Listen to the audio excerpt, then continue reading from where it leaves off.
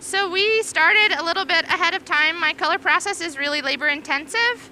So my friend Jimmy, my studio mate who's come out to Corning with me, has our start. So we've made the color and the tube that makes the banana, and now we'll pull the stem and it'll really start to look like a banana.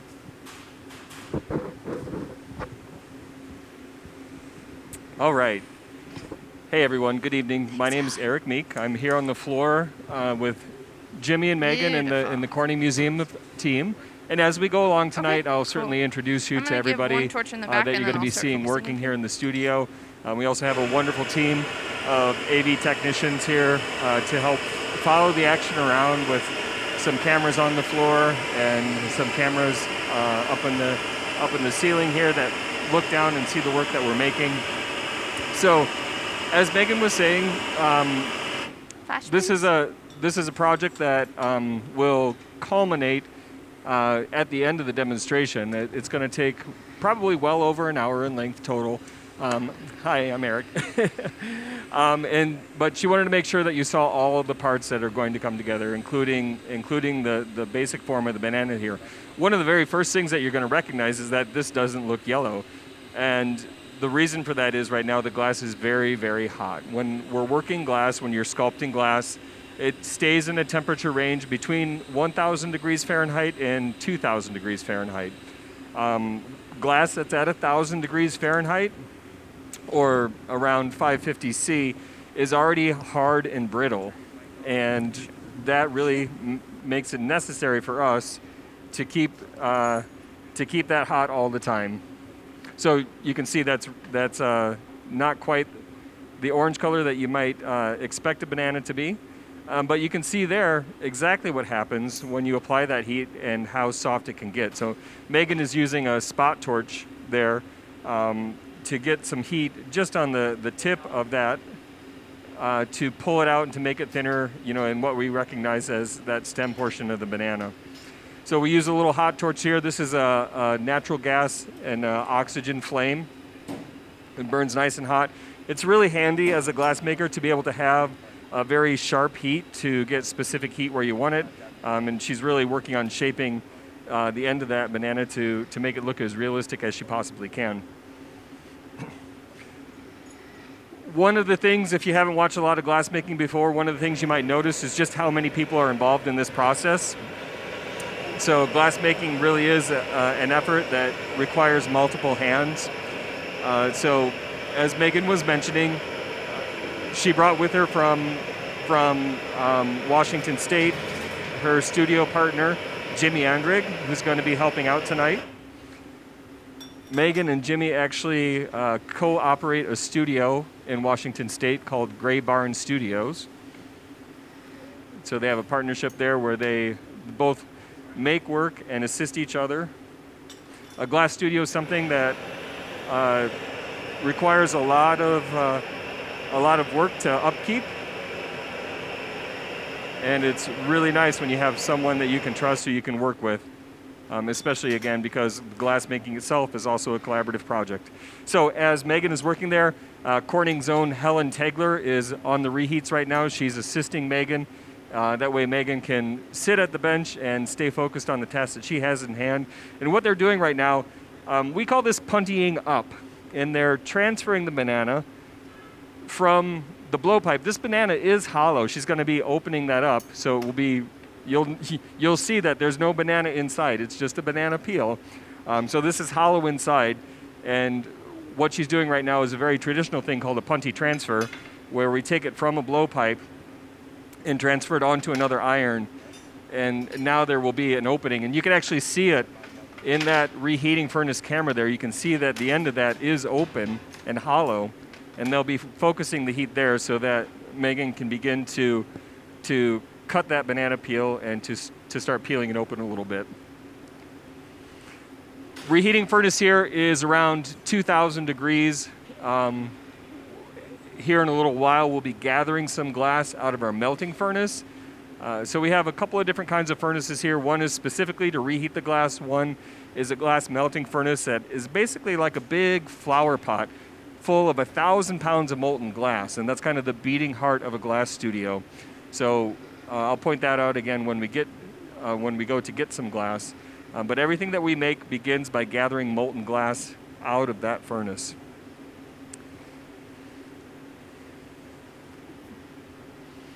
So Jimmy's getting some heat on that. Now, they broke that piece off of the blowpipe and attached it onto this finishing iron, onto this punty. And then that means it's going to take a little while to get the heat back into the top of that, because we had to let it cool down quite a bit for that to soften or to become brittle enough to crack off the blowpipe.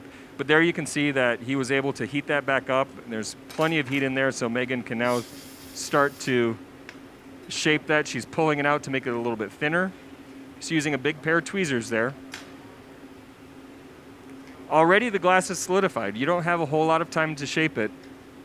So right back into the heat we go to make sure that that's warm enough to shape. The first thing you saw Jimmy do there was called a flash heat. There you see him do it again. Because even though we're focusing the heat on the end of the banana right now, we have to make sure that the whole thing stays very warm. Now, Megan's going to do something here that might be a little unexpected. She's going to take a pair of shears and cut right through the glass. Look at that. Not something you think that you could do with glass, but just using a standard pair of shears there, with enough heat, the glass is soft enough. Here at the Corning Museum of Glass, we tell people that's kind of like cutting through an orange peel, but tonight we're going to say that it actually feels like if you took a pair of scissors and cut through a banana peel. It's about the same sort of texture. Also, they're going to be applying a little bit of color. Now, one thing you haven't got to see much of is how color is applied, and you can see that this is kind of a brown color. So Megan has applied the color for her banana by using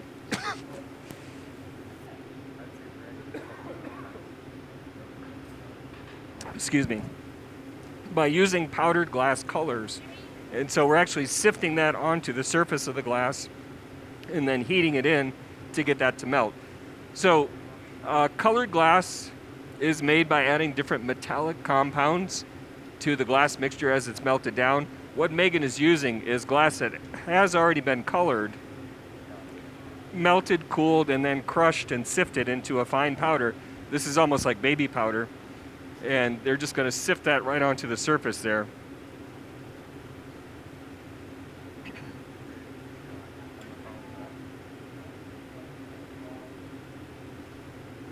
To make that so very realistic looking. A lot of the artistry in using glass as a sculptural material comes in how you apply colored glass. There are many, many, many ways of taking your clear base glass and applying colors to it to get lots of different artistic and decorative effects.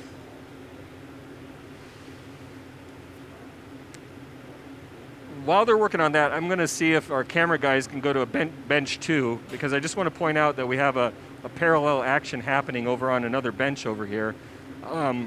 The project tonight is going to be a platter that is covered in banana peels.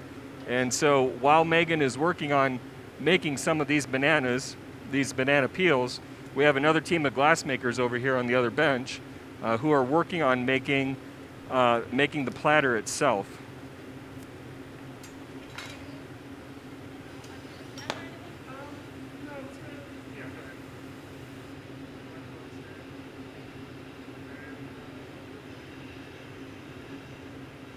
Jason doing okay?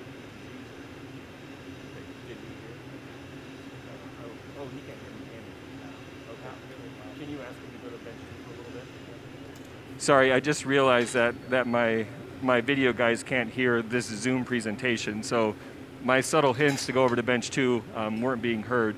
But I just wanted to point out over here on this bench, this is Jeff Mack. He's one of our master glassmakers here at the Corning Museum of Glass, and he's setting up a bubble to make the platter that all of these banana peels are going to be going on. So Jeff Mack is working here with Tom Reiter, and they've created a core bubble.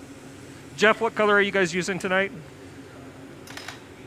An opaque pink color for the platter.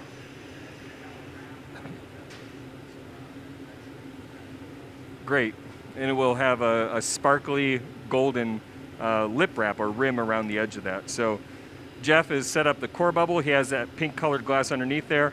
And now, Brad, if you don't mind, can you follow him and catch this gather? So this is our gathering furnace. And Jeff is going to go in there, and you can see him dip molten glass out of that furnace, gathering glass on the end of the blowpipe. It's kind of like gathering honey out of a jar. And there you can see just how soft that is right out of the furnace. And that's really how everything we make here begins, by gathering some of that molten glass out of the furnace. 2,100 degrees right out of the furnace, as soft as honey. And the interesting thing about shaping glass is that every moment that you're working with it, it's changing consistency. So you gather it out of the furnace, it's very soft. In 10 seconds later, it's a little bit thicker. And so what really takes a long time for our glass makers to learn is to figure out how to know the material and what consistency it is from moment to moment. It takes a long time to master the material, or to get to a level of fluency with it where you're able to make whatever you can imagine.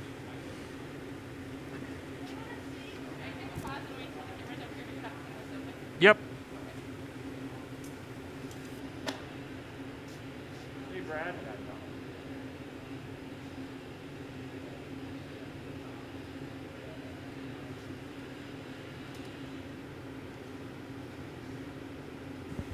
All right, now we're going to come back over to Megan's bench here. They're getting ready to cut the banana. She's got one cut done already.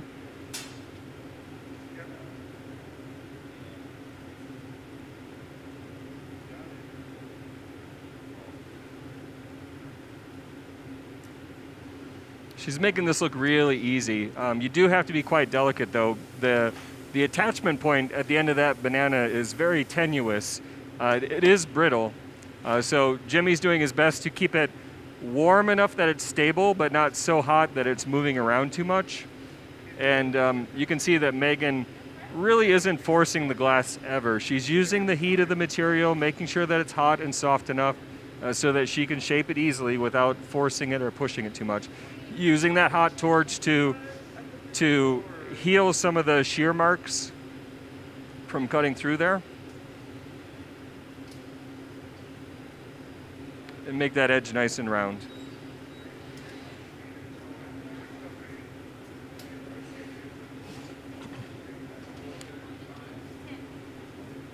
I am, with the help of the folks from the Renwick, monitoring questions that are coming in. So if you do have questions, make sure you throw them in the chat. We've got a night ahead of us where we're going to have plenty of time to address all the questions that are coming in. I'm looking right now. One of the first ones that I see is, how long do we know to reheat the glass? Is it visual? Is it timing? Really, I think, surprisingly enough, this might surprise you. For me, I've also been a glassmaker for quite a long time. For me, one of the things that I rely on is the way the glass feels and moves on the end of the pipe. You can actually feel the material moving on the end of the pipe. When it's a little bit hotter, the pipe turns just a little bit harder. And so you really feel when the glass softens a little bit. If you're working the glass in a temperature range where it's not moving so much, you do rely more on timing. But it really is variable. It depends on how hot the glass is, how thick it is. A thinner piece you have to reheat for shorter periods of time more frequently. So it's one of those things that's a whole bunch of different factors that we can just sort of sum up as experience.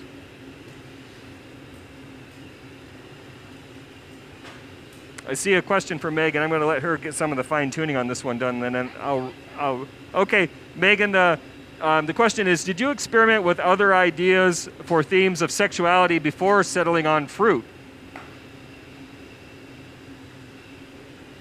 Did I work with sexuality themes before fruit? Yeah, and other ways of expressing that, or other objects that could express those ideas. I did, and then I landed on using fruit and other food objects because people already have a relationship with these objects and already feel pretty comfortable with them. So by using fruit or food, I can make the viewer comfortable and then use my own narrative inside those visuals and really have a conversation before people shut down and have a preconceived notion about something that's naughty or bad or sexy. Rather, they have a relationship that's very comfortable and often positive emotions towards food. And bananas are really like sunny and fun and have this comedic theme too. Thank you. I also see from some of the questions coming in that I want to make sure that I cover some of the basics of what's happening in here, of how we make glass, what glass is made out of, and all those sorts of things. So I'll make sure I'm talking about all of the aspects of glass making. I mean, here we see a literal master at work who's taking this material that's really, really difficult to really, really difficult to form and to get to. It's a really difficult material to express your ideas in, and Megan's looking at really making it look really, really easy. But we will talk about some of the basics, like where we start, how we learn, and all those kind of good things too.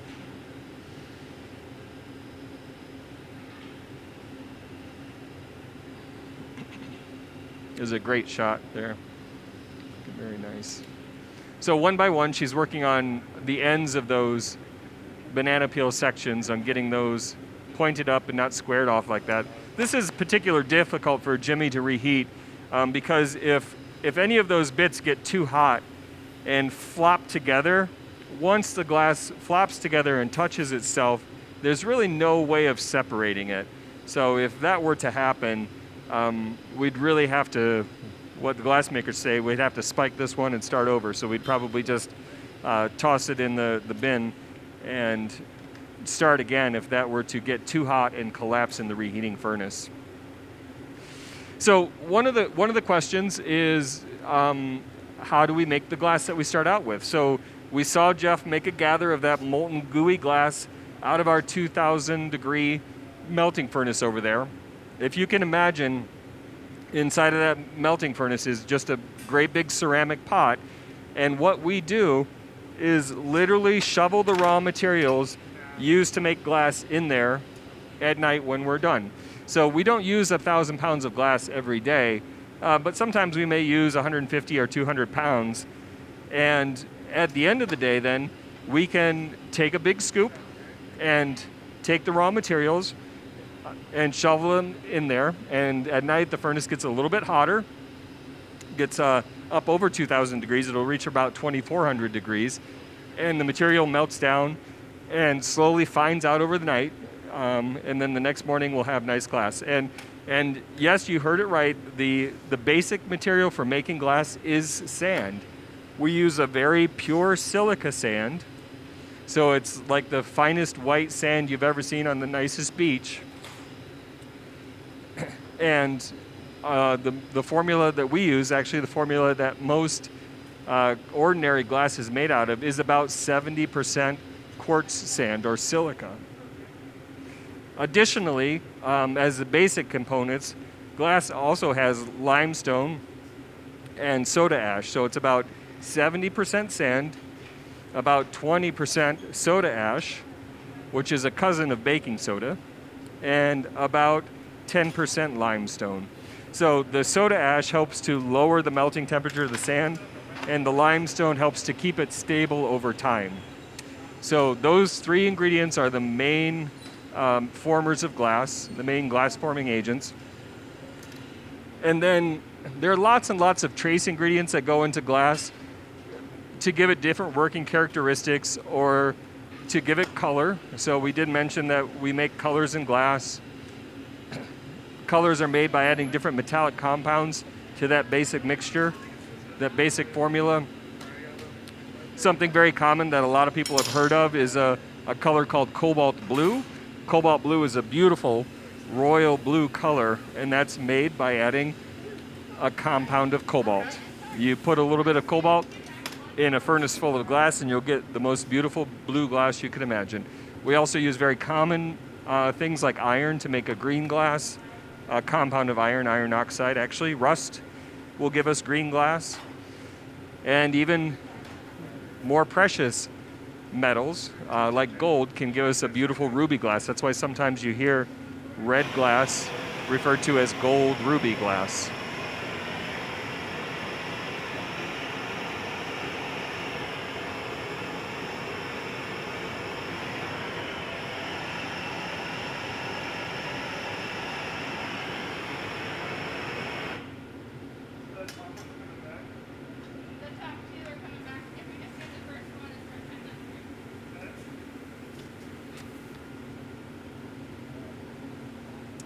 Also, we're getting some images, some shots of Jeff, Helen, and Tom over on bench 2. They've taken those gathers of glass and they're working on inflating them. One of the things you'll probably notice is that, like a lot of people these days, we're wearing masks. And you may notice on the end of the blowpipe that Jeff is using, we actually have this hose attached to it, and we're using compressed air to blow glass. We've been doing that for over a year and a half now. Our glassmaking staff here at the Corning Museum of Glass has been blowing glass without blowing through a blowpipe for about a year and a half now. We use these tubes attached to the end of the blowpipe with a compressed air and a little foot solenoid, so we can actually tap on this valve with our foot, and it introduces air into the pipe. There you can see Megan is just giving that banana peel a little bit of lifelike flair. I guess bananas aren't alive, but she's giving it some natural flair.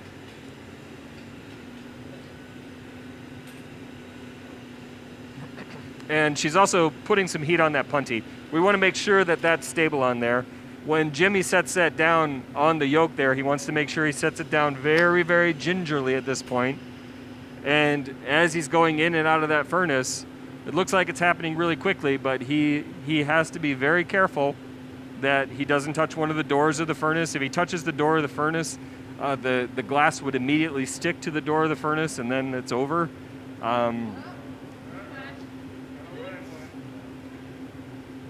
So you do have to be... Glassmaking is this funny balance between times when you really...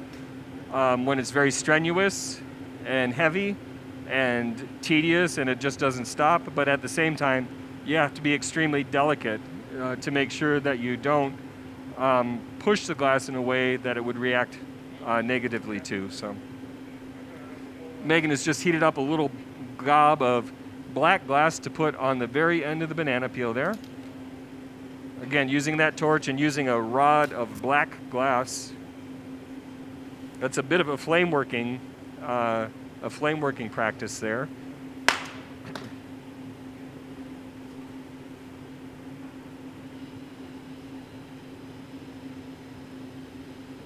One of the neat things that's happened in the world of glassmaking, and really in about the last 15 or 20 years, is that there's a practice of glassworking called flame working, and then there's furnace working, like you're seeing happening here. And the line between those two different ways of forming glass have really blurred. Flame working is what you may have seen at an art fair or a carnival, where you heat rods or tubes of glass over a flame, and you can form those into all kinds of different things. But a lot of furnace workers are using techniques of flame working, just like Megan is doing right now, using that sharp flame. Now she's using a little tool to add texture.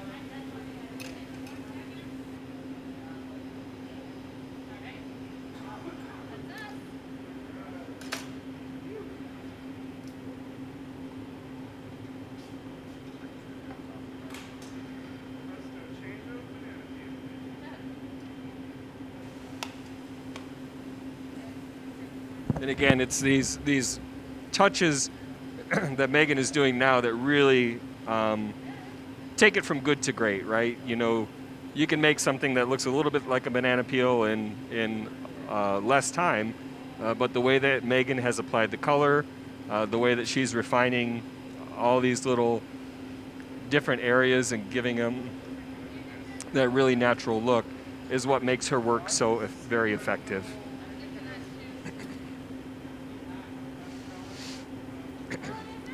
I have a couple of questions about the heat and the burns.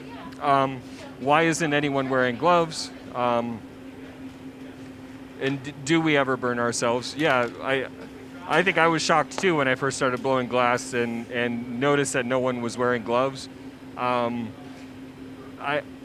We kind of liken it sometimes to playing an instrument with gloves on, right? You can see that Megan, everybody really needs a lot of dexterity and grip in their hands.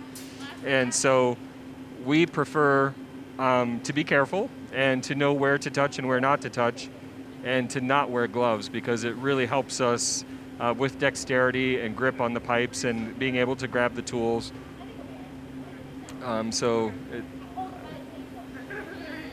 Right here you can see Megan's hand gets very close to that banana peel. What they're doing is separating that from the punty rod.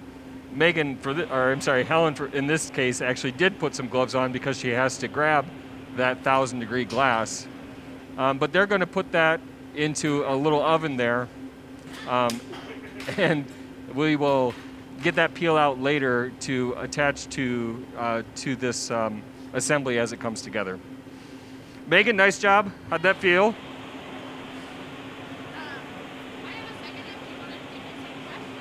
Yeah, sure. I can look at it. Are you on? Okay. Megan's going to take a second here. I wonder if there's any questions for Megan. Megan, what's sort of the most popular thing that you've made or that you're making now? I think probably the piece at the Renwick. Yeah. And in New Glass now. Yeah. Yeah. But also bananas, of course. Yeah. All right. And then how long? There's a question about how long each of us have been in this business, but can you talk a little bit about your education, where you learned to blow glass, how long you've been doing it, and that sort of thing? Sure. There was actually a glassblower in my hometown, and my mom was like, hey, I think you might like this. So I went down and I worked there for just a couple months, and they closed down. So after that, I decided to go to college for glass, like having played with it for like 2 months, which feels a little crazy. Yeah. However, I knew that I was really passionate about it, so I went to Emporia State University. And that's in Kansas, right? Yep, in Kansas, and I studied there and have a Bachelor's of Fine Arts in glass forming. Over on the other bench now, we can just see that Jeff has applied a nice big gob of glass to the tip of that bubble. What's that going to become? That is a foot. Oh, okay. So because this is such an elaborate piece, we want a really nice, thick, stable base for us to work on, because we spent 2 full days in the hot shop with a 4-person team making peels. So this foot is going to give us a nice, stable place to stick our punty onto and give us a nice base heat that we can kind of maintain this platter with. Okay, great. So while Jeff is finishing that up, are you guys going to make another? Do you have anything else on the agenda to make while he's doing that? He's finishing up. Okay, so we're going to focus on finishing up this platter now. Okay, yeah. Great. Yes. So everybody making glass here has learned in their own way, all over the country, really. But I would say probably the most common theme anymore is that glassmakers. Most of the people that we see here coming through the museum, most of the people that we know through our network of acquaintances in the glass world, have started to do this mostly when they went to college. Not a lot of people have gone to college intending to become glassmakers, but there are actually a lot of schools across the country that have glassmaking in their fine arts program, and that's really where we see most people picking this up today. So they learn to use glass as a sculptural material to express themselves in the School of Art. Here in upstate New York, where the Corning Museum of Glass is located, we're close to a couple of very renowned glass schools. One of them is at Alfred University in Alfred, New York, and another one is RIT, which is Rochester Institute of Technology up in Rochester, New York. But really, wherever you go in the country, you're not too far from a school that has glassmaking, which may surprise a lot of people. As Megan said, in Kansas at Emporia State, there's a school. On the East Coast, there's a great school in Philadelphia called Tyler. There's glassmaking at Mass Art. So glass programs really all across the country where people are learning to make glass today and to use it as a sculptural material. So Megan and Jeff are getting ready. Megan's preparing the punty. So we saw her make a teeny little punty to transfer that banana from the blowpipe onto that punty rod so they could work on opening it up. They're going to do the same thing with the bubble that Jeff has formed over there. You might notice that the bubble that Jeff has formed is lopsided, They've been talking about this as a platter. If you look at this now, it's clearly not a platter. It's kind of a capsule shape. But surprisingly enough, this will become a platter.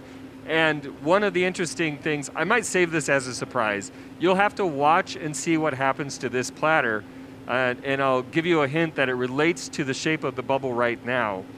But a very interesting thing will happen to this platter as they get it on the punty and work on opening it up.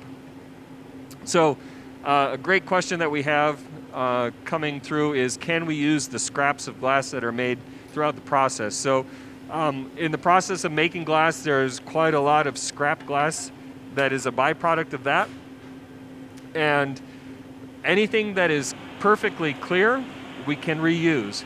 And it's just as simple as shoveling it back into the furnace at the end of the day with the raw materials. Actually, it's very useful to have some scrap clear glass when you're melting the raw materials, because that scrap clear glass actually helps to melt the raw material faster and at a little bit of a lower temperature than if you were melting the raw material alone. In fact, one of the things that we've learned is that for as long as people have made glass, they've actually added scrap to it.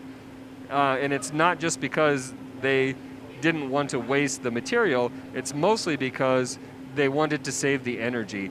Glass making has been done, glass has been made by man for, as far as we know, around 4,000 years now.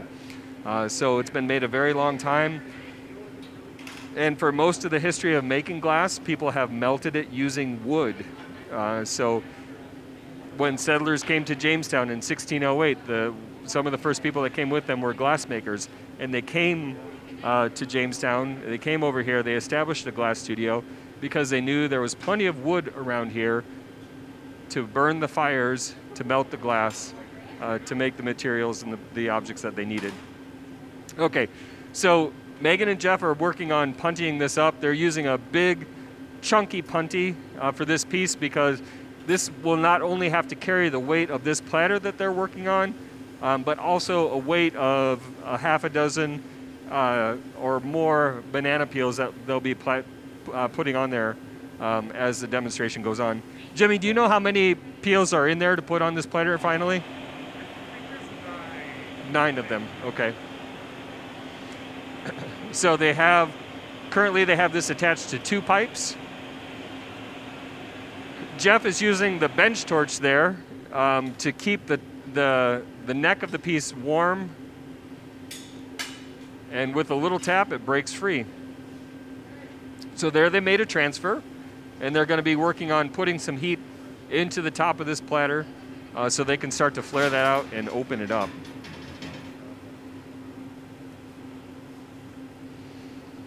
So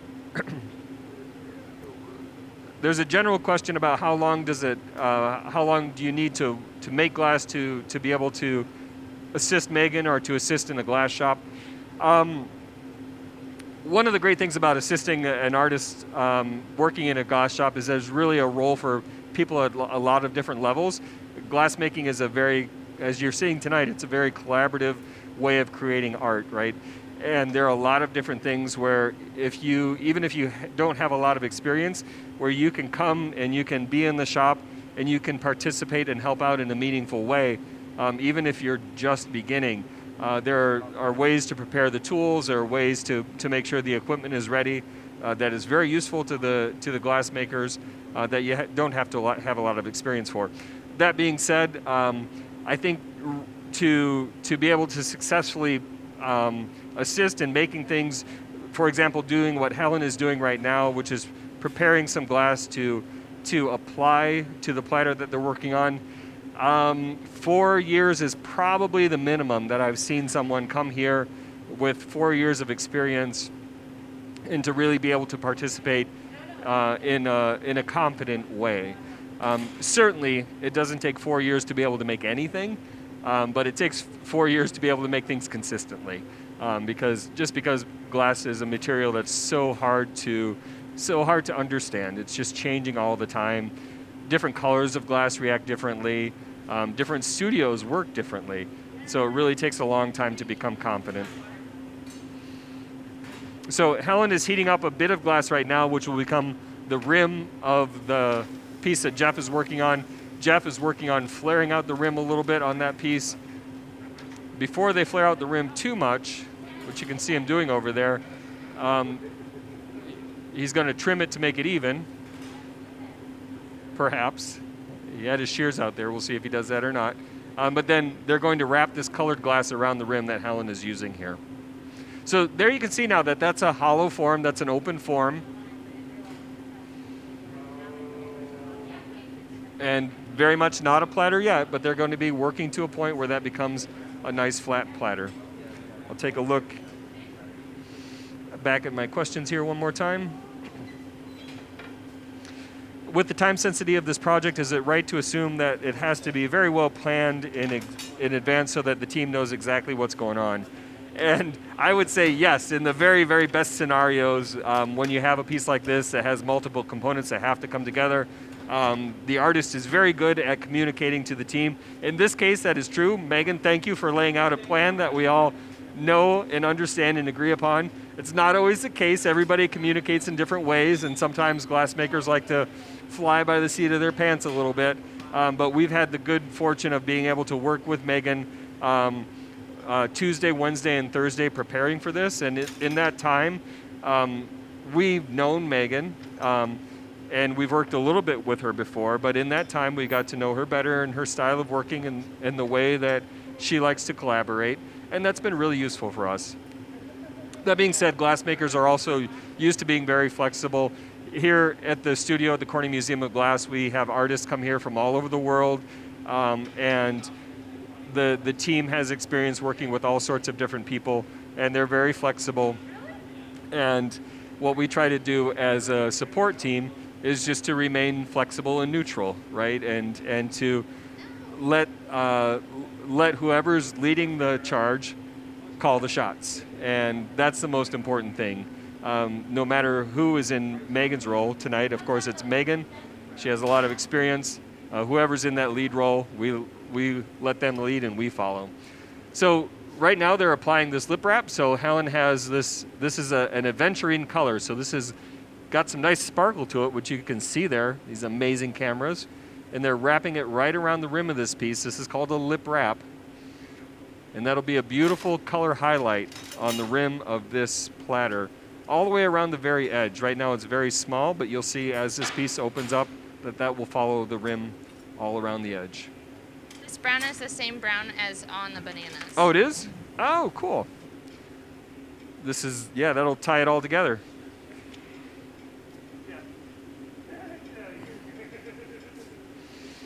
Hey, Megan, did you, I think this is always this is always something I think about.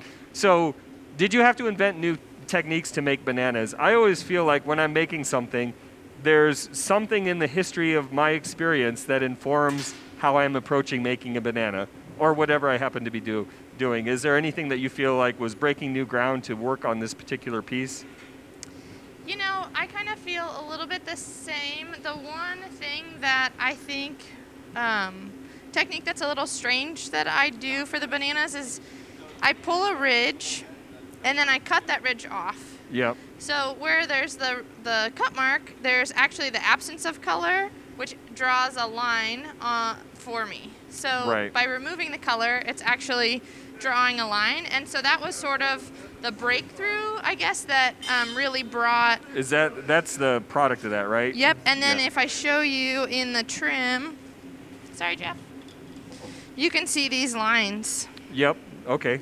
And so when the banana is whole, those lines... Let's hold that here for them to see.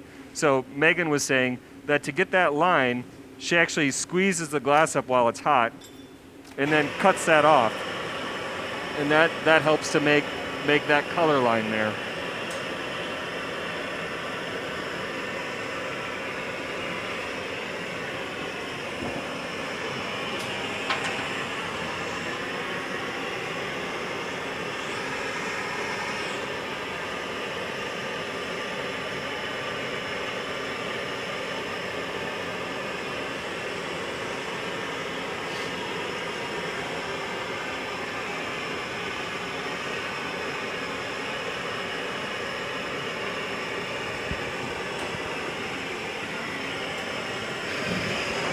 I'll walk away from the torches here. I don't know how bad that is on the audio, but I'll walk away here for a little bit.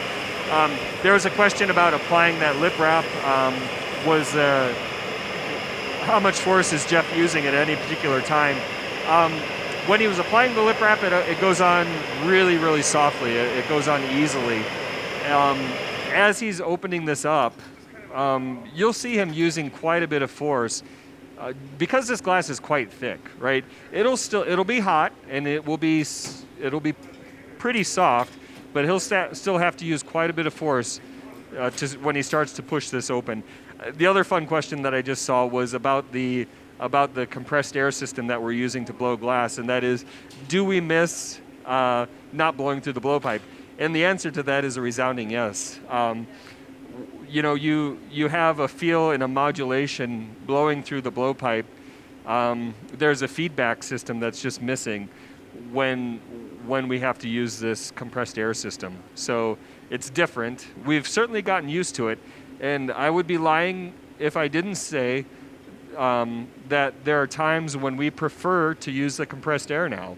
So if we are working production and we really want to get something done quickly, and we've been doing the same thing over and over again, then the compressed air is really an asset because it can help us speed the production along. But when we're doing things that are more delicate or things that are kind of one-off, being able to blow through the blowpipe provides one more sort of direct link between you and the material. As silly as that sounds, you can actually feel the glass reacting to your breath. Another question that we always get asked is what happens if you breathe in? And fortunately, the answer to that question is nothing. So there's no risk of breathing in hot air from the blowpipe because the pipes are too long and you couldn't inhale that amount of air through the pipe to hurt your lung.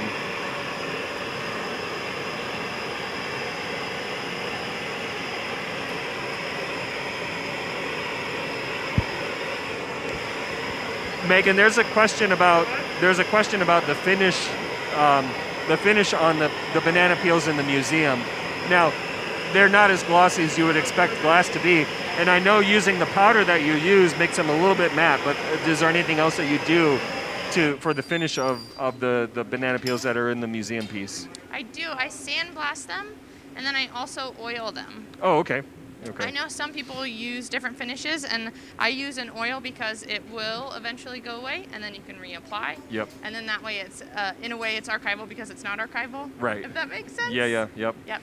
So I'll restate what Megan just said, if it'll be of any use, and that is that we actually often, if we don't want a glossy finish on glass, we'll use a sandblaster, which is a cold process. So you blow compressed air and sand particles on the surface of the glass, and it erodes it, it etches it a little bit, and it will become very matte. It almost becomes too matte. And so Megan said that what she does then is rub it with oil, so it gives you a nice satiny texture, and it isn't too chalky looking on the surface. There's a question about, does Megan know what the peel will look like when she starts? Does she make it up as she goes along? I think, Megan, the positioning of the peels and everything, you probably have a general idea of how you want the peel bits to lay. I do. I have them in the garage in a very specific order, and this morning I spent some time arranging them. Oh, cool. Which was a little unnerving because it's like dry, very breakable glass.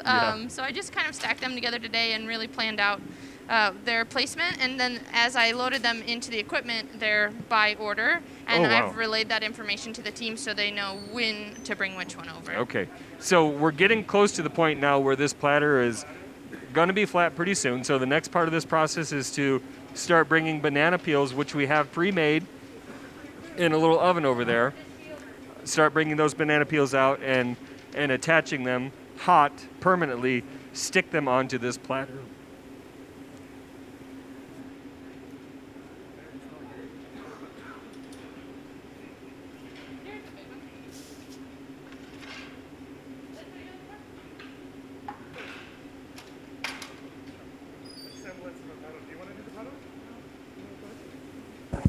Now, this is a really fun part of the demonstration because you get to see some drastic change happening without the use of a lot of tools. Look at that. It's just getting this nice and hot and spinning faster and faster. Jeff has flattened this out into a nice platter. And now you can see the result of having made that sort of capsule shaped. Rather than perfectly round, it's made an oblong or an oval platter. Very nice.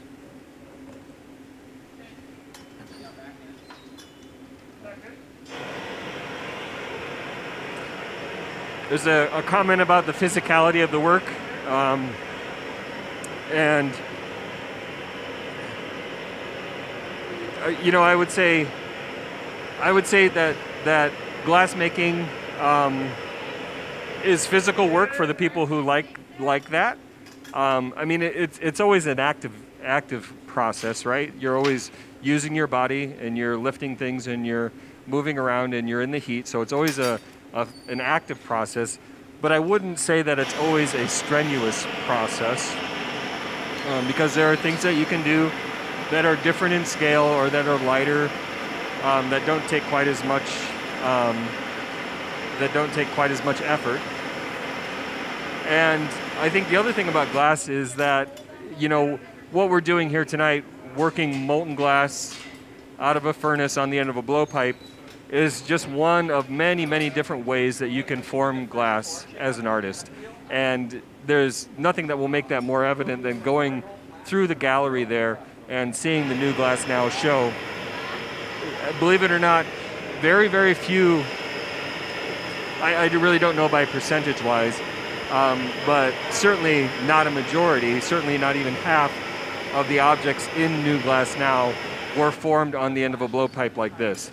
Glass can also be cast, it can be cold worked, it can be molded, it can be flame worked. And so for people who have different abilities, who maybe wouldn't want to work in a hot shop like this, can still work in glass and express themselves using this amazing and versatile material.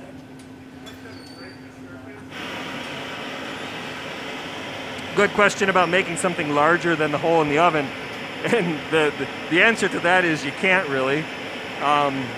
You need to make sure that whatever you're making will fit in the furnaces that you're making. We have a bit of an answer to that question right here, and that is next to this reheating furnace we have a bigger one. So all of the doors are open on this furnace tonight, and here you can see that they would not have wanted to make that platter any larger. But if we knew that they wanted to make it larger, we have a bigger furnace right next to this one here that we could have turned on. All right, so now this is the part of the process. Nothing that they've done up until now has made anyone very nervous. This is the part of the process where people start getting a little nervous, because Jeff has taken a banana peel that was pre-made and was in a box that was about 900 degrees. And now they're heating it back up to a point where they can stick it onto this platter. So this is really tempting fate here, right? One thing I haven't talked about with glass is that you can never let it cool below about 900 degrees while you're working on it, or it will shatter. So they're taking things that are cold and they're bringing them back up and applying them and putting them into a 2,000 degree furnace. And that is really a very precarious thing to do. And again, Megan just made that look really easy. Things are getting exciting in the hot shop now. Tom and Jeff are over there making sure they know the order in which to bring these bananas out. They want to make sure that they're serving bananas to Megan relatively quickly, right? We don't want Megan over here idling, waiting too long for the next banana, because really to be successful in this, you want things to go at the right pace, right? You don't want to be waiting for someone to bring you something. because then the glass is just getting colder, everything's a little bit more risky. So it's really on Tom, Helen, and Jeff right now to stay on top of bringing these bananas out and serving them up to Jimmy and Megan here. Who knows? Maybe before the night's over, I might have to jump in here and help out too. How are we going to get the platter off?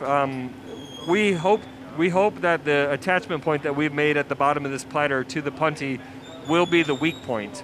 That's what we hope.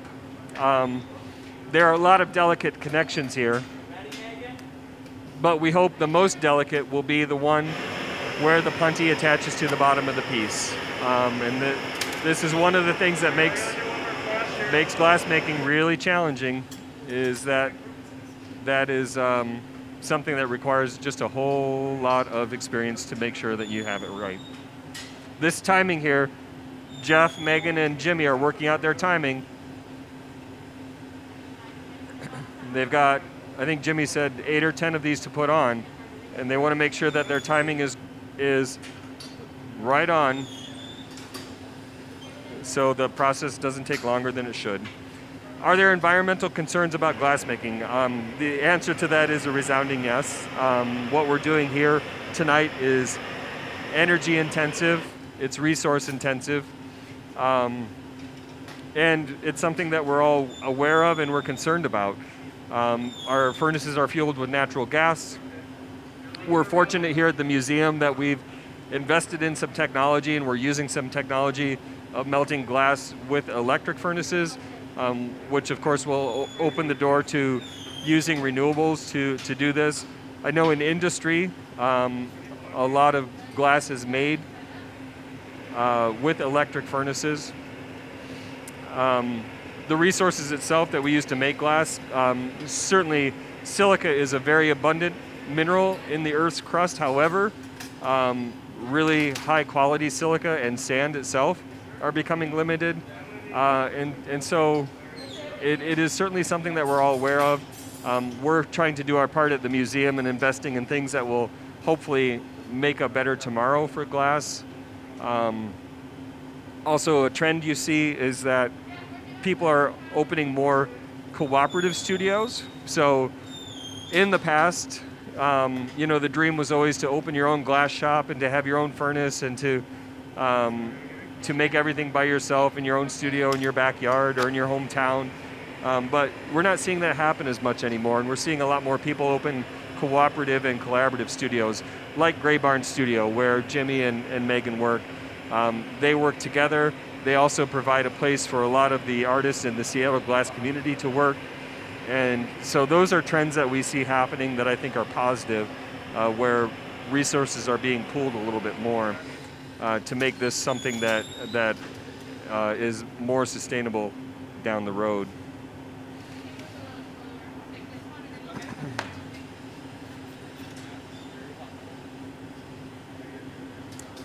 Another good question that pertains to this a little bit is does the molten glass in the furnace stay hot? Our main melting furnace here actually stays running 24 hours a day. There's really no way to heat up 1,000 pounds or even 100 pounds of glass in the morning to start a project. So a glass melting furnace stays on 24 hours a day. Overnight, when we're not using it, we melt more glass, and so that furnace stays on 24 hours a day. The reheating furnaces that we use are shut off immediately after we're done, and so fortunately those are not running all day and night.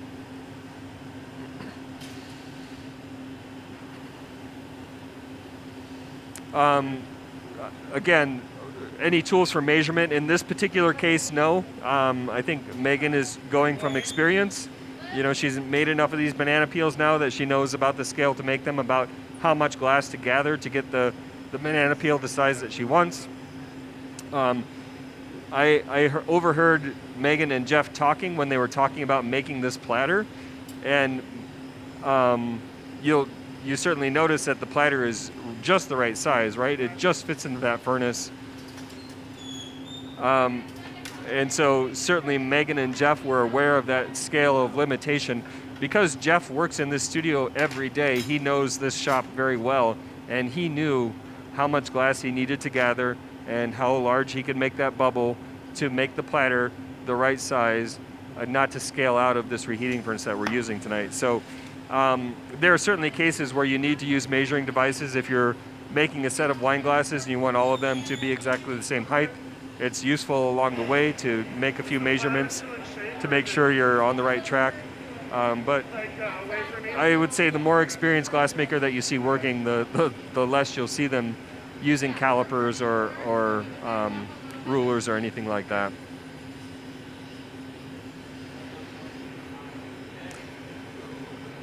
So again, I'd just like to say one more time, I mean, you can see some t-shirts and some logos around. We are at the Corning Museum of Glass. A little bit of information about the Corning Museum of Glass. We're located in the small community of Corning in upstate New York. Corning is a small community with a long history in glassmaking. People have made glass here in Corning, New York for over 150 years now. It's really an honor to be in a town and associated with a museum that's part of that ongoing tradition of making glass. There are many places in the country that have an industrial history or an identity like that, like we do here in Corning. So glassmaking came to Corning in 1868,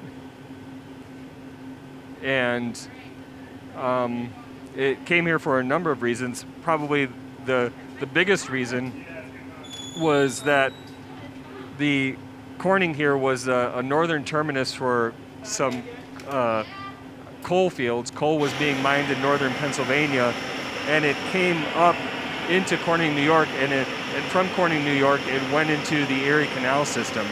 So 150 years ago, Corning was actually one of the places where glassmakers were getting the coal to fuel their furnaces. And so once again, that need for fuel wound up bringing a glass company to Corning, New York. It was the Brooklyn Flint Glassworks, and it became the Corning Glassworks. So the Corning Glassworks started here 150 years ago.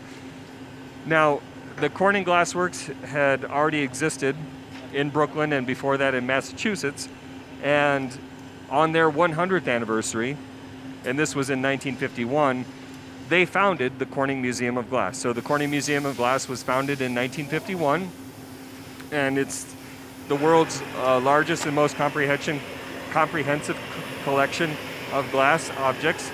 And part of what we do here at the museum is interpret those objects in our collection through live demonstration.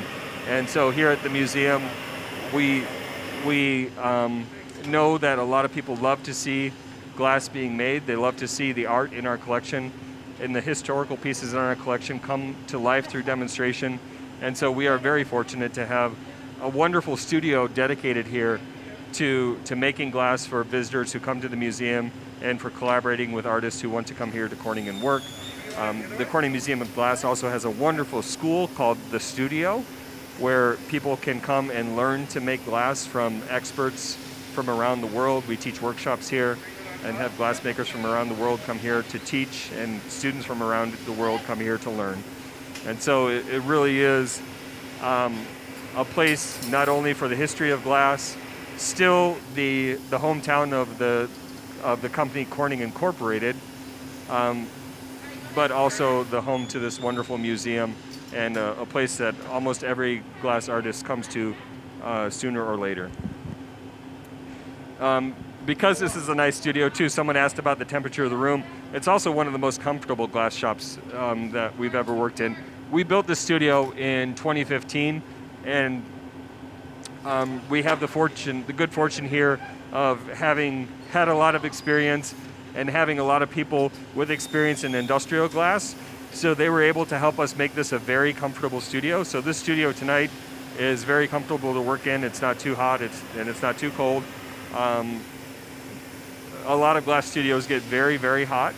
It's a lot of very hot air coming out of those furnaces, a lot of volume of hot air to move out of a room. And so a lot of glass shops are very hot. In the summertime, easily over 100, 120 degrees.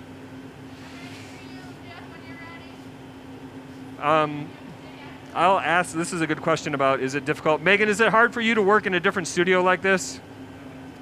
It's nice. Make sure a mic's on here.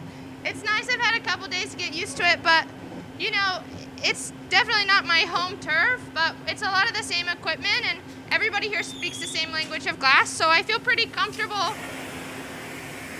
Yeah, that's a great question. You know, you certainly get used to what we sometimes say, cooking in your own kitchen, right? You know, what drawer to go into to get the knives and where to find the butter and all those kind of things. And it's the same for glass makers. But a lot of glass studios are laid out in a similar manner. And as Megan said, we all speak the same language. And so you can really adapt.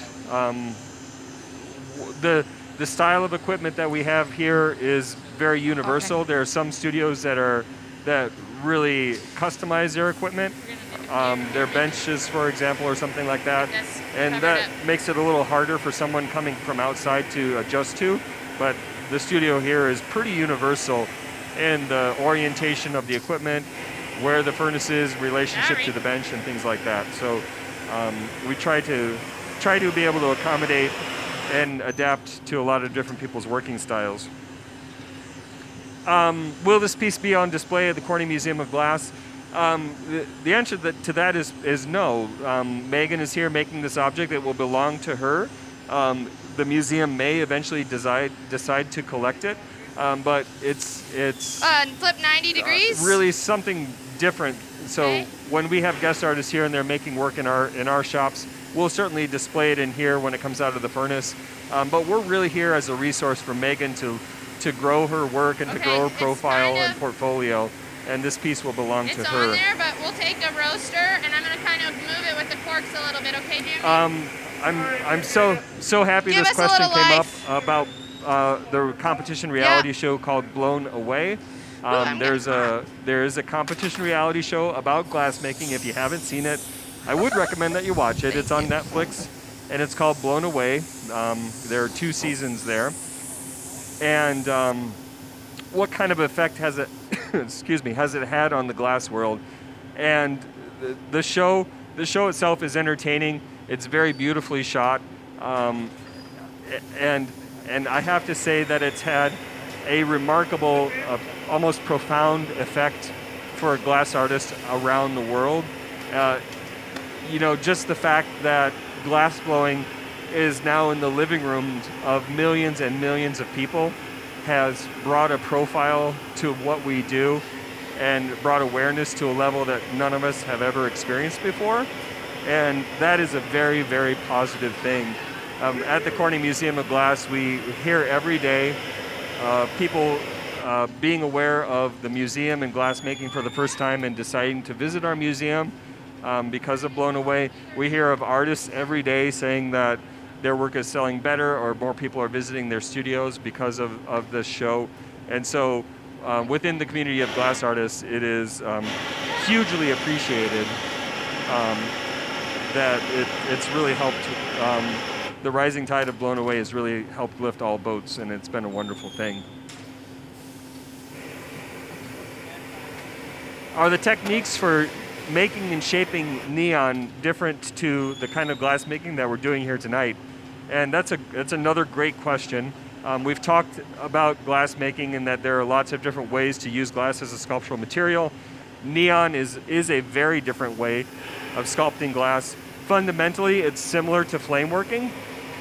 So the torch that Megan has in her hand right now, you could use to heat a tube of glass and to shape it into a neon form. Typically, torches used to make neon, when you make neon, you start out with glass tubing, and you heat that tubing and bend it, basically. But typically, the torches used to make neon have very wide flames, so it's a flame that might be a foot wide with little flames coming up all along that, so you can heat a long swath of that tubing and get it to form a gentle arc. So it's a very, very different way of forming glass. It's an amazing art form to watch. The people that make neon tubing and bend tubing well are just incredible to watch.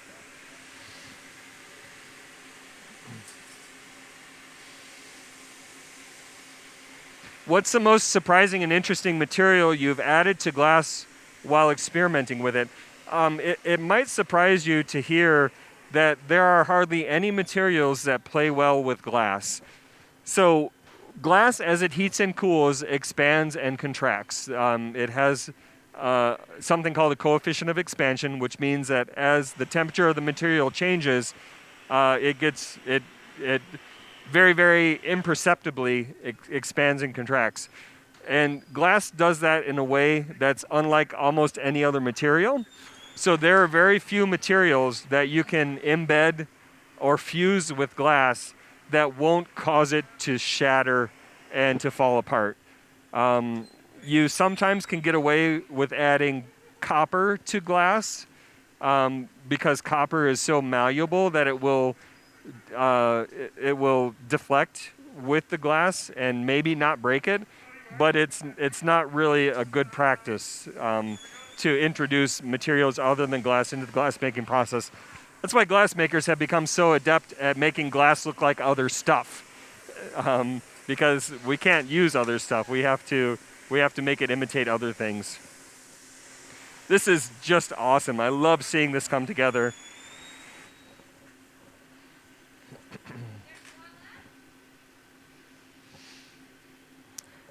A question about how long the process is start to finish. So you guys are joining us tonight, and thank you for hanging on for as long as you have. We've got a couple more of these peels to stick on.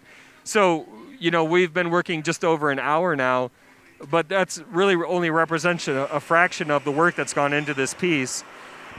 Megan has spent over an hour on each of the bananas as well. And so altogether, this piece is going to represent basically Megan's last week of work with us. So this is really culminating in quite a lot of effort, which is a very exciting thing to see come together.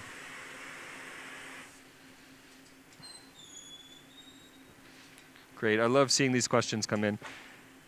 There were some questions about the weight of the piece, and I know those questions came in early, but now that this piece is being added onto, the weight really is becoming a factor. So you can see that Jimmy isn't moving quite as easily as he was before. I would say the blowpipe that he's using probably weighs 10 to 12 pounds. The glass on the end of it, I'm guessing right now weighs that again, maybe 10 to 15 pounds. And so, altogether, he might have 20 to 25 pounds. And that doesn't seem like a lot, right? That 25 pounds, 20 pounds, I can lift that up. But just the fact that you're doing this for an hour and a half, that it never stops, that you can't stop turning. Also that it's 2,000 degrees, that it's moving.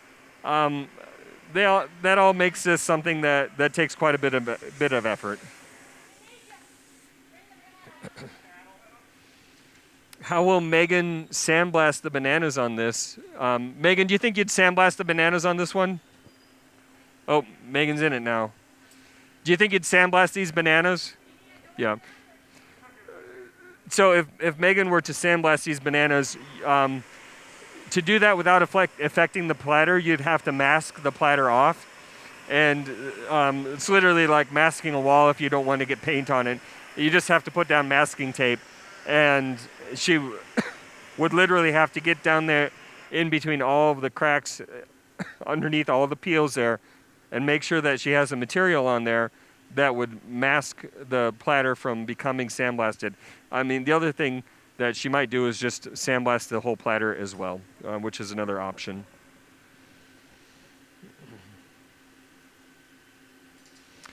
Yep, do you tag team? That's a great question.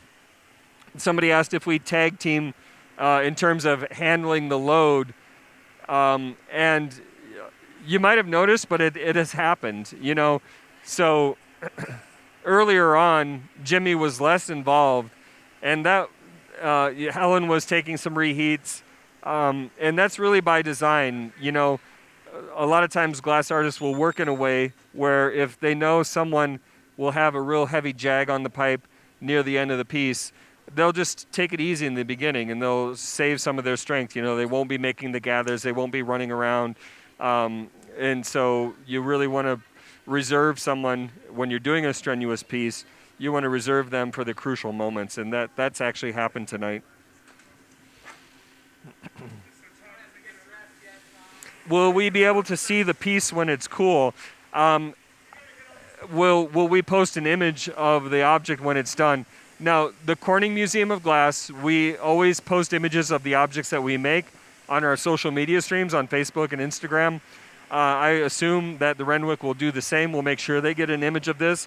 I'd also like to share that a recording of this will go on YouTube as well. So a recording of the creation of this object tonight will go on YouTube. If it's something that you'd like to share with one of your friends, or if you'd like to come back and take a look at, we will be sharing out the creation of this object on YouTube after the fact. It'll take a few days for it to get there, but it's certainly something that we like to do.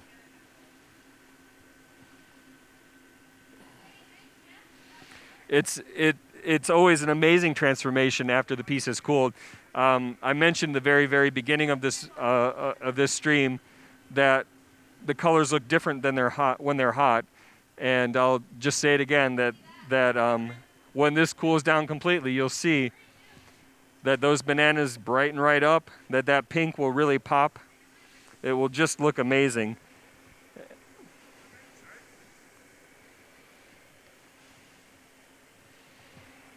Looks like we have is that all the bananas, Jeff? All right, so we have all the bananas on it. Right now, Megan is using some cork paddles to do some final pushes.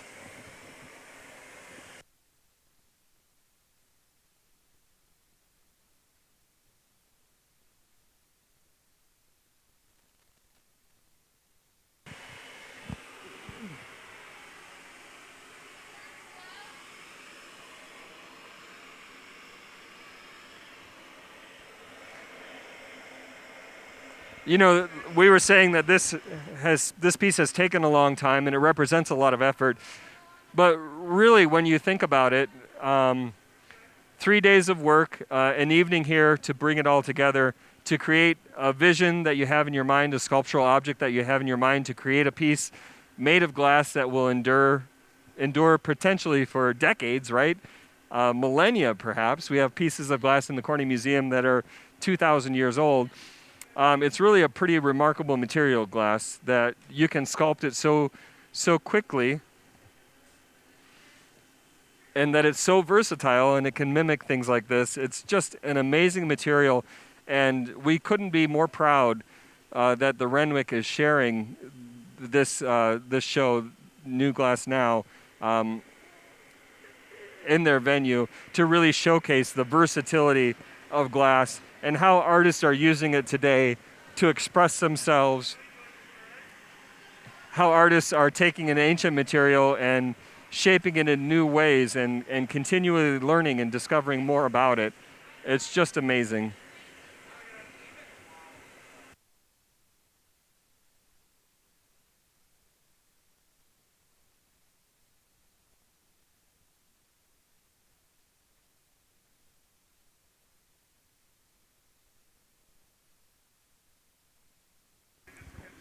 Why do we keep turning? That's a great question. So this piece it's becoming more and more rigid.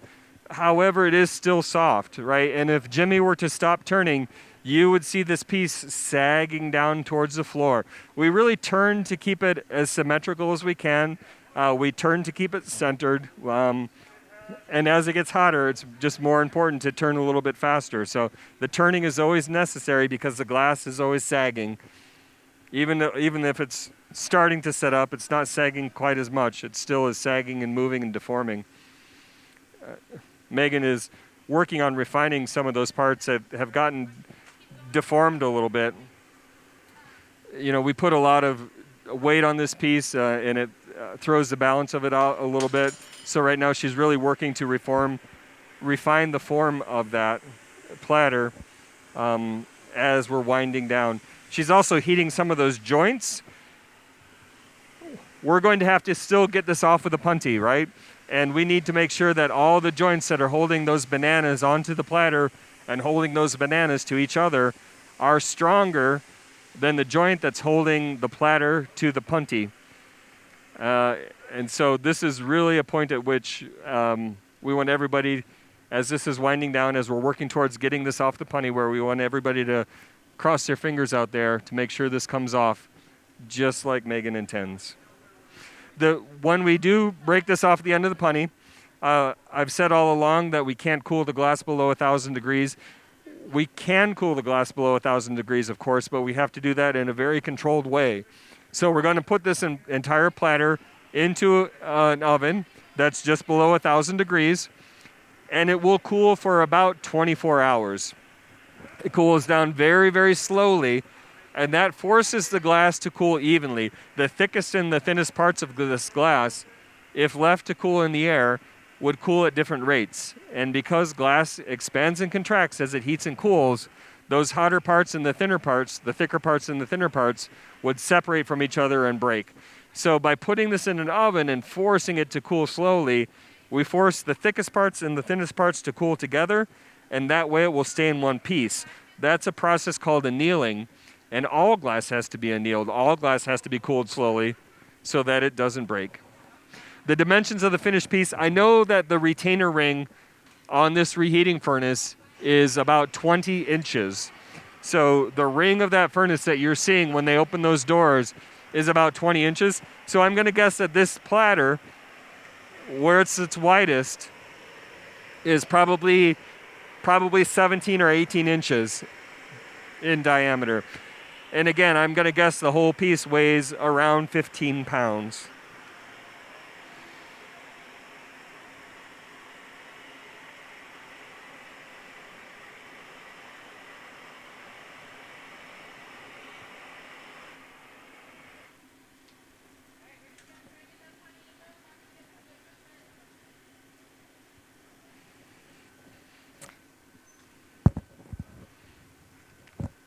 This is amazing. I love this piece, and I love this view. This view inside of our 2,000 degree furnace is compliments of a very special piece of glass called fused silica. Because we happen to be in Corning here, and we know some folks at Corning Incorporated developed a glass that is pure silica fused at around 4,000 degrees. It's actually glass that was developed for use in the Apollo spacecraft. And so we like to tell people that we have a spaceship window in the back of our furnace that's protecting our camera from the extreme heat of that furnace, so we can get that amazing view in our reheating furnace there.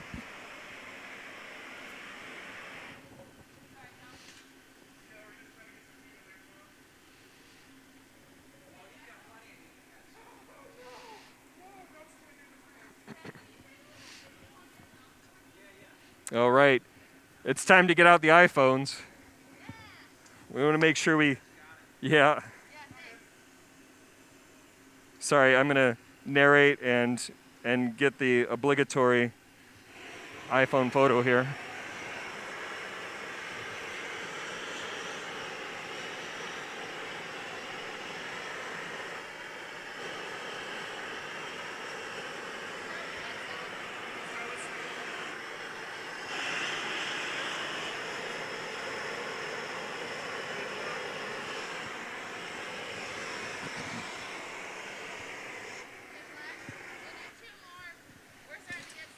Oh, I wish you could all be here and see this piece in person and feel the heat.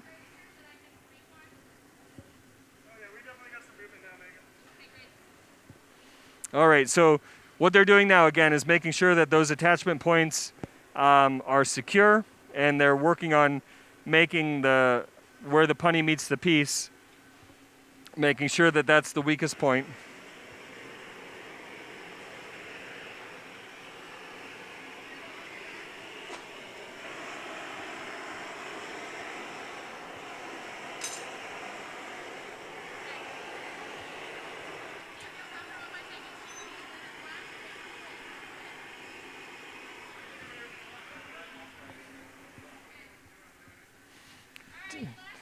Last flash. That means this is the last heat before we break it off. Tom Ryder has his space suit on. He's got a suit with Kevlar gloves. He'll catch this piece.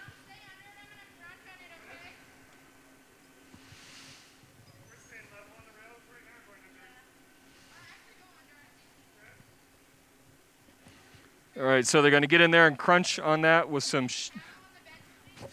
thick one. Okay. We're going to do 2 drops of water.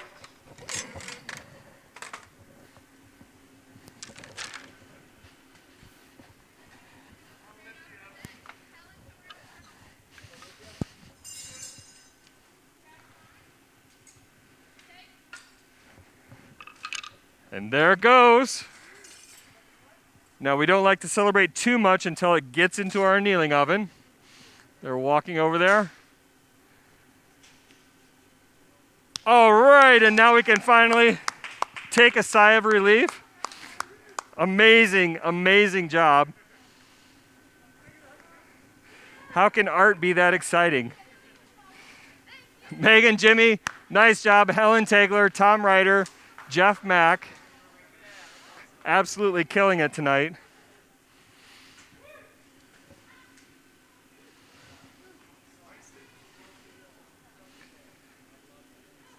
Well, I certainly want to thank all of you for tuning in and being part of this tonight.